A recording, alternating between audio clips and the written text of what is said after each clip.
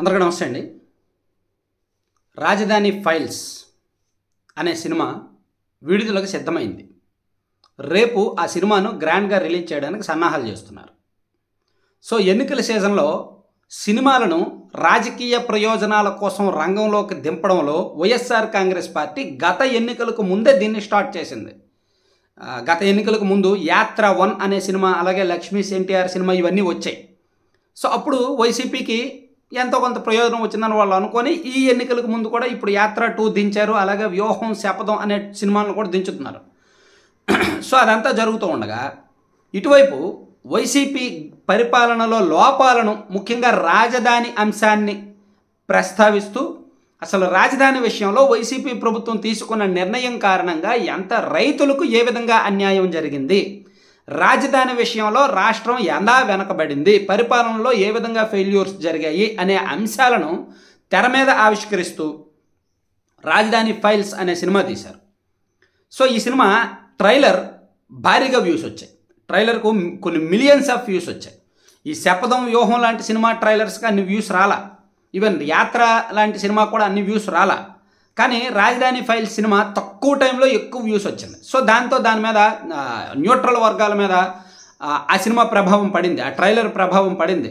కొన్ని సీన్స్ బాగా ఆకట్టుకునేలా ఉన్నాయి, కొన్ని డైలాగులు కూడా బాగా న్యూట్రల్ వర్గాలను కనెక్ట్ చేసేలా ఉన్నాయి.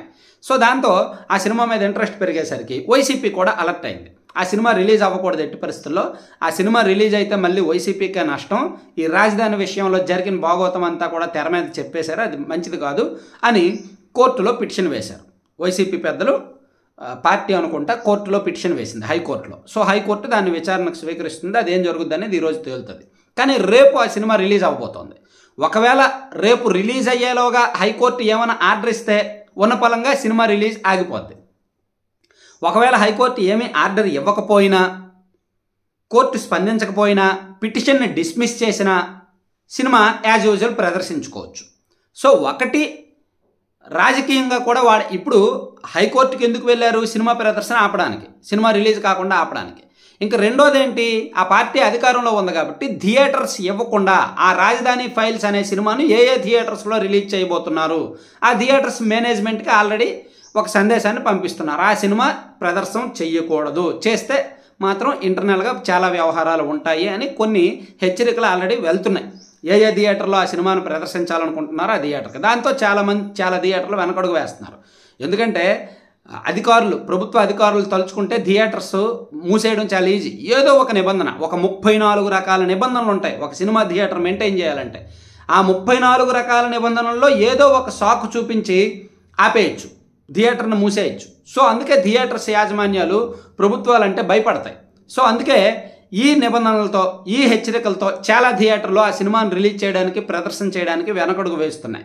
కానీ ఇండస్ట్రీ పెద్దల, టీడీపీ ప్లస్ జనసేన వర్గాలు దాన్ని బూస్టప్ చేయడము, అవసరమైతే ఓటీటీలో రిలీజ్ చేయడానికి సన్నాహాలు చేయడము, ఓటీటీ వాళ్ళను కూడా వీళ్ళు బెదిరిస్తుండడం, ఇవన్నీ జరుగుతున్నాయి అన్నమాట. మొత్తానికి రాజధాని ఫైల్స్ అనే సినిమా రిలీజుకు ముందే ఇంత సెన్సేషన్ వస్తుంది. రిలీజుకు ముందే ఒక అధికార పార్టీని భయపెట్టినట్టే లెక్క. అధికార పార్టీ అంత అలర్ట్ అయింది. వాళ్ళకున్న వ్యవస్థల బలాన్ని, పవర్ని మొత్తం అన్నిటినీ వాడుతుంది ఆ సినిమా రిలీజ్ అవ్వకుండా ఉండడానికి. కానీ ఎట్టి పరిస్థితుల్లో ఆ సినిమాని రిలీజ్ చేయాలి, రాజధాని రైతుల ఆవేదన ఏంటో చూపించాలి, వైసీపీ చేసిన తప్పులు ఏంటో చూపించాలి, వాళ్లకు అనుకూలమైన సినిమాలు వాళ్ళు రిలీజ్ చేసుకున్నప్పుడు మన సినిమాలు మనం రిలీజ్ చేసుకోలేమా అని ఈ సినిమా యూనిట్ కూడా చాలా పట్టుదలతో ఉంది. ఆల్రెడీ హైకోర్టుకు వాళ్ళు అఫిడవిట్ వేశారు, వాదోపవాదాలు జరుగుతున్నాయి. అవసరమైతే ఆల్టర్నేటివ్స్ కూడా చూస్తున్నారు. థియేటర్స్ ఎక్కడైనా రిలీజ్ చేస్తే ఇమీడియట్గా థియేటర్స్తో వేయడం, అవసరమైతే సాధ్యమైనంత త్వరగా ఓటీటీకి ఇచ్చేయడం, సాధ్యమైనంత త్వరగా యూట్యూబ్లో ఫ్రీగా అప్లోడ్ చేసేయడం, ఇవన్నీ కూడా ట్రై చేస్తున్నారన్నమాట. సో మొత్తానికి ఈ రాజధాని ఫైల్స్ అనే సినిమా రిలీజ్కు ముందు అనేక సెన్సేషన్స్ సృష్టించింది. Thank you.